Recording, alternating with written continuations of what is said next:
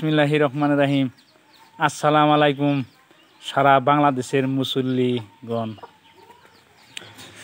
ভাইরা আমার শুনেন, আজকে রোজা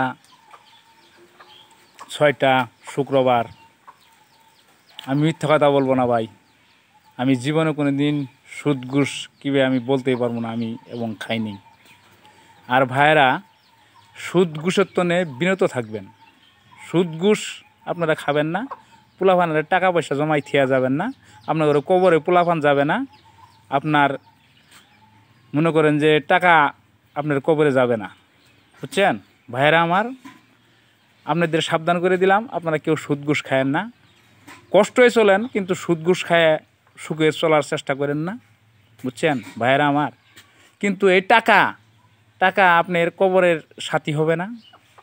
সাথী সুদ ঘুষ না খায় হালাল পথে রোজগার করে আপনারা যদি খাইয়া কবরে যাইতে পারেন, আপনারা বিনা হিসেবেই বেহেশতে যাইতে পারবেন, বুঝছেন। 5 ওয়াক্ত নামাজ পড়েন, আল্লাহরে ডাকেন, আল্লাহর কাছে মাপ চান।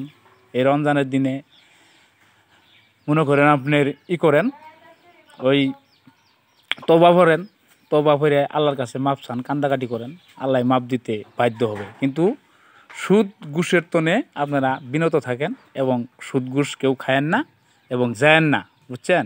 আর শুক্রবার আমি মিথ্যা কথা বলবো না ভাই।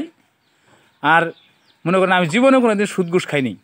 আমি মিথ্যা কথা বলবো না। আমি হালাল পয়সা রোজগার করে খাই, পিণ্ডে দিয়ে রোজগার করে খাই, কষ্ট করে কামাই করে খাই। আমি জীবনে কোনো দিন সুদ ঘুষ খাইনি। আমি এই শুক্রবার নামাজ পড়ে আসলাম, আমি মিথ্যা কথা জীবনেও বলবো না।